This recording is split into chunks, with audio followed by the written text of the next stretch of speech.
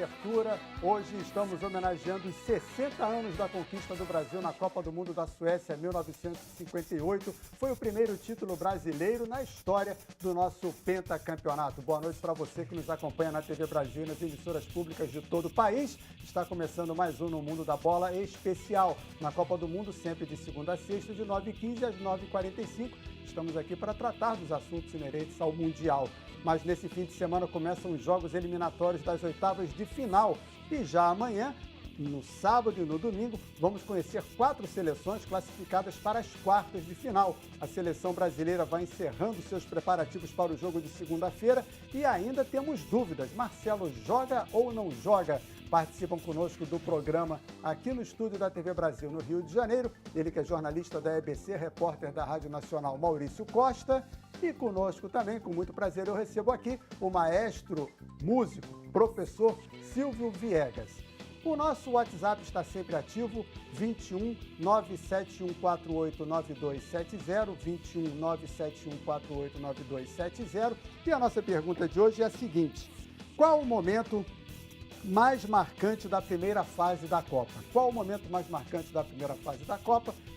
Da sua opinião, a gente vai falar sobre isso aqui no primeiro bloco do programa. E eu começo perguntando a você, Silvio, prazer em recebê-lo. Qual o momento mais marcante para você nessa primeira fase da Copa? Boa noite. Bom, eu acho que o momento mais marcante, sem dúvida, foi a saída da Alemanha. Eu acho que a derrota da Alemanha para a Coreia foi surpreendente, principalmente depois daquele jogo que ela fez diante da Suécia, com uma postura agressiva, querendo ganhar, mostrando que era realmente uma seleção campeã mundial. Me surpreendeu muito a eliminação da Alemanha perante a Coreia e perante a força que a Coreia tem no futebol mundial, né? Muito bem. A gente vai falar sobre vários assuntos aqui, temos várias artes, o programa está bem legal. Maurício, prazer em recebê-lo também, boa noite. Para você. Tudo bem, Bocage, ele acabou roubando minha ideia. Não tem nenhum problema. Momento marcante pode ser até unânime, né? O momento específico para mim, marcante, foi a saída do Neuer. No segundo gol da Coreia do Sul, estava fazendo o jogo pela Rádio Nacional e ele pega a bola desesperadamente. É engraçado que a gente sempre fala da frieza alemã, ele pega a bola desesperado, perde a bola ali e sai o segundo gol da Coreia do Sul. Aquilo ali vai ficar por um bom tempo na minha cabeça. Muito bem, então. Você, então, vai opinando com a gente aqui qual o momento mais marcante para você na primeira fase da Copa, na fase de grupos. Mas o José Ricardo, ele é caricaturista, chargista, e ele mandou para a gente vários desenhos que fez de alguns momentos marcantes da Copa na sua primeira fase. A gente vai lembrar agora, um deles, o choro do Neymar. Olha aí a arte do José Ricardo, que beleza. O Neymar chorou ou não chorou, Silvio? Olha, Pensou a Marquezine é uma excelente namorada, não é? Pra ensinar? É uma boa atriz, eu acho que ele está aprendendo bem com ela. Maurício, é por aí? Eu acho que ele chorou.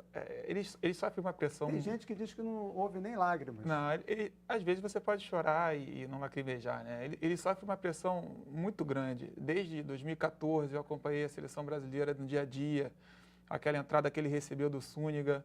É difícil, eu acho difícil eu julgar ali, mas eu acho que ele chorou. É uma pressão muito grande que ele está sofrendo. Outro lance marcante também foi o pênalti que o Neymar reclamou, e aí a seleção brasileira pediu o árbitro de vídeo, o árbitro não marcou, o árbitro de campo. Temos também a arte do José Ricardo. Foi pênalti naquele lance que ele aparentemente foi puxado, Maurício? Aí eu vou concordar com o Silvio, porque ali tem um pouquinho de encenação. Para mim, houve o pênalti. Se ele não tivesse se jogado tanto para trás, o árbitro marcaria. A arte está bem legal, né? Silvio, Bem houve legal. o pênalti ou não houve? Não, para mim não houve pênalti nenhum. Ele sentiu a mão ali... Vocês prometem saírem de bem no final Não, mas vamos... Não, falando sério, ele sente a mão do zagueiro no peito dele e ele para de avançar. Eu acho ridículo isso. Na verdade, ele acabou trocando a possibilidade de um gol por uma possibilidade de um pênalti. Mas hoje em dia, com vídeo, com tudo, é muito difícil você conseguir ludibriar daquela forma. Então, para mim não foi pênalti, não. Não foi pênalti. Outro lance bem marcante na primeira fase da Copa, o gol do Panamá. Foi o primeiro gol da história do Panamá nas Copas. Vibrou com ele, Maurício? Não. Não vibrei. Por quê? Não vibrei, não. Porque o Panamá, eu também estava vendo esse jogo, eu estava fazendo esse jogo também, contra a Inglaterra, né? E o time do Panamá estava batendo muito estava batendo demais. E eu, sinceramente, estava torcendo para a Inglaterra. Eu não gosto de time que apela. Como eles estavam apelando bastante, eu torci para a goleada ser ainda mais... Por mim, teria sido maior do que mais foi. decisivo. É. Mas você, que é um homem da arte, Não, mas da que é cultura, interessante. Mas olha só, como é interessante você... Eu não vi o jogo. Eu somente vi o gol. Então, quando você vê o lance isolado, eu achei aquilo fantástico, achei aquilo lindo. Mas quando eu ouço o Maurício falando isso e narrando isso, eu também não gosto de time que apela, eu não gosto de time que joga para não perder. E por isso que eu torci muito pela Alemanha contra a Suécia, porque ela teve uma postura extremamente agressiva. Então, assim, agora que ele falou, eu já vou até mudar minha opinião. Eu falei, então, não achei tão bacana, não. Foi bonito, de qualquer forma, foi muito bonito. É bonito você ver a torcida vibrando simplesmente por fazer um gol num Mundial. Isso mostra a importância do que é a competição, a importância de estar ali dentro. Quer ver? Outra situação, no mesmo jogo do Panamá, a gente está vendo ali o jogador chorando também na arte. O Guilherme do Rio de Janeiro disse assim, o melhor momento da primeira fase foi a seleção do Panamá emocionada ao ouvir o hino tocado pela primeira vez em uma Copa do Mundo. Também é bacana. Aí sim. Nesse jogo do Panamá, inclusive, no intervalo, me pareceu que o técnico do Panamá foi até o Gareth Southgate, o técnico da Inglaterra, e pediu para a Inglaterra tirar o pé. Ele ficava assim, fazendo... Tipo Alemanha e Brasil. Aí... Outro momento marcante, o gol do Cristiano Ronaldo contra a Espanha. Aliás, foram 3, sendo que um deles já nos acréscimos, a Espanha vencia por 3-2 e o Cristiano Ronaldo fez um gol de falta, tá ali no desenho. Aquele gol foi bem legal, né, Silvio? Foi lindo e eu acho o Cristiano Ronaldo um exemplo de atleta, um exemplo de esportista, um exemplo como ser humano também. Eu torço muito por ele porque eu acho ele realmente um cara muito sério. Ele leva o esporte muito a sério. Ele não tem 10% do talento do Neymar e nem 5% do talento do Messi. Mas ele é tão empenhado, ele é tão sério, ele é tão dedicado que ele consegue suplantar isso e se colocar no mesmo nível desses dois que são talentos natos, né, pro futebol. Então ele é muito bacana. Aqui o José Henrique, o momento mais marcante foi a eufórica comemoração da torcida do Panamá no gol marcado contra a Inglaterra. Ele fala de Raposa. Sabe onde fica Raposa? Minas Gerais. Errou, fica no Maranhão, não chuta igual o Márcio Guedes, não. Para você, eu vou fazer um outro momento de emoção. O gol do Toni Kroos da Alemanha, na vitória sobre a Suécia, destacada aqui pelo Silvio Maurício. Que golaço, né? E teve nas redes sociais, né? A torcida do Flamengo botou o gol de Fábio Baiano, depois a torcida do Vasco respondeu com o gol do Juninho Pernambucano contra o Cruzeiro, na Copa João Avelange, que foi muito parecido também na semifinal. Lá no Mineirão, foi um golaço. Para mim foi meio frangaço também. Acho que o goleiro da Suécia tentou ali de mão trocada, não pulou. Se ele pulasse direitinho ali, se não fosse de mão trocada, talvez ele agarrasse a bola. Agora, não foi coragem? Foi, genialidade. O lance daquele, genialidade. Foi que a gente até falou na narração. Ele poderia ter jogado a bola na área e passei a responsabilidade para você. Joguei na área e ninguém subiu para cabecear. Não, ele assumiu a responsabilidade de tentar a falta ali e fez um golaço. Parabéns ao Toni Kroos. E falando em golaço, a FIFA elegeu então o gol do Felipe Coutinho, o primeiro gol da seleção brasileira nessa Copa do Mundo. É claro que o José Ricardo mandou pra gente o desenho do gol do Coutinho, o gol mais bonito da primeira fase, e foi realmente lindo, né, Silvio? Nossa, foi lindo, foi emocionante. E eu acho que o Brasil jogou muito bem o primeiro tempo, inclusive. Eu acho que ele se movimentou muito bem no campo.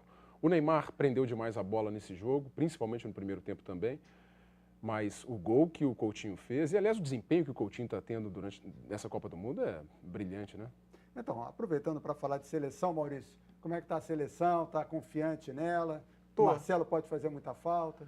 Estou muito confiante na seleção. Eu estou confiante na seleção. Eu estaria mais confiante se o Douglas Costa não estivesse machucado. Treinou hoje, né? Não, ainda está correndo. Não treinou. O Danilo treinou com o restante do grupo, né?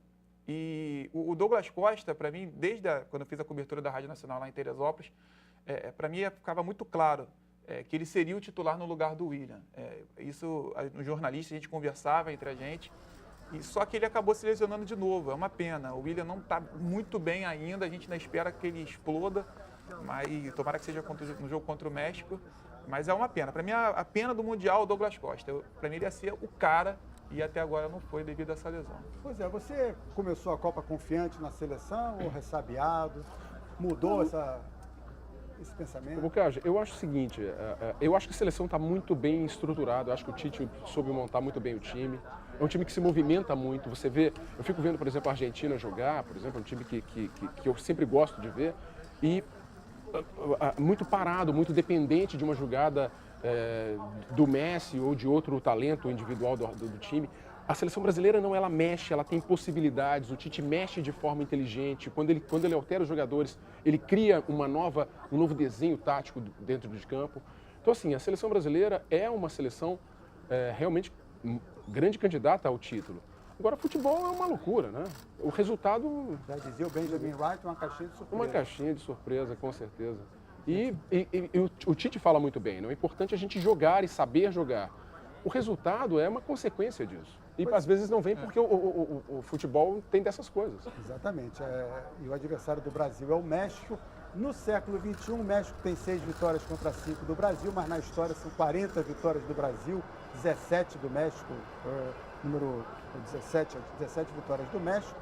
Sendo que em jogos finais, curiosamente, o México tem 4 vitórias e nenhuma do Brasil.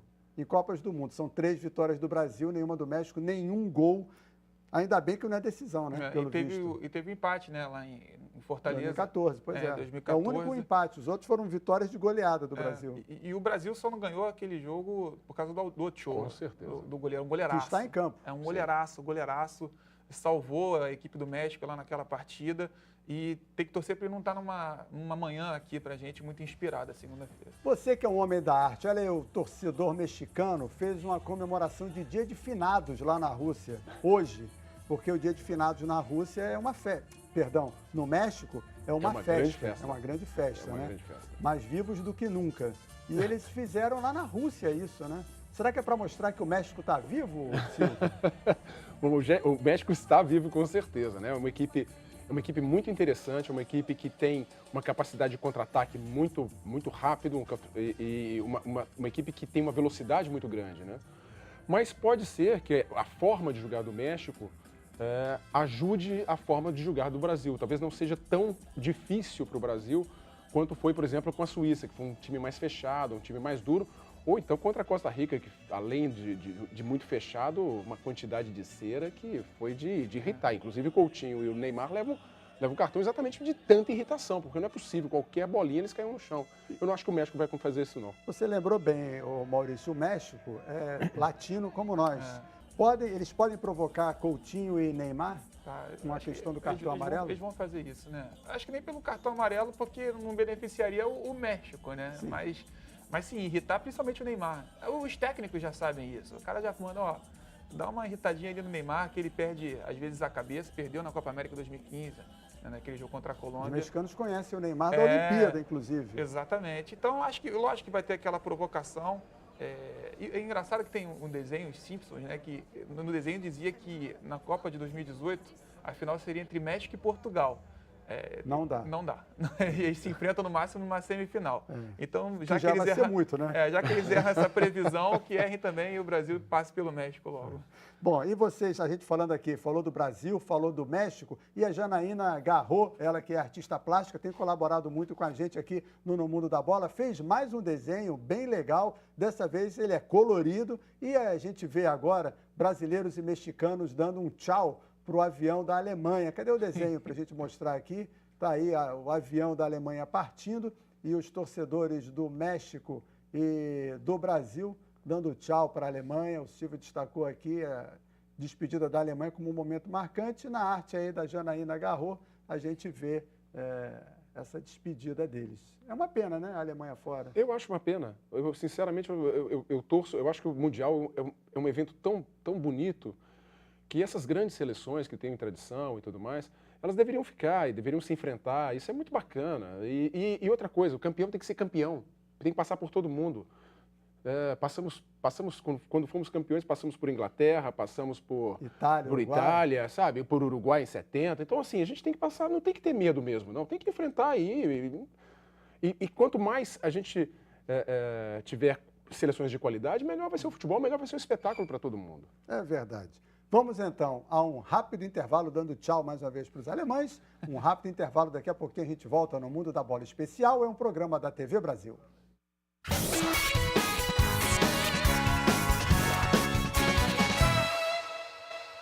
De volta com o segundo bloco do No Mundo da Bola Especial e, como sempre, a pergunta que a gente faz a todos os convidados que vêm aqui pela primeira vez, né? Porque mudar de opinião não tem direito, não. Eu começo por você, Maurício. Qual o jogo mais emocionante que você já acompanhou numa Copa do Mundo? Brasil 0, Itália 0, na final de 94. Que foi a primeira Copa que eu realmente acompanhei, né? Vamos dizer assim. Eu sou tijucano, bairro aqui do Rio de Janeiro. Pintei rua, fui pra rua, assisti o jogo no Alzirão. A minha avó morava ali na Alzira Brandão, na rua do Rio de Janeiro, na Tijuca. E 94 para mim foi um ano mágico. Foi a primeira vez que eu fui à Granja Comari, assisti a um treino do Vasco, acompanhei o Campeonato Carioca inteiro, no Maracanã, em São Januário. O Vasco foi tricampeão carioca.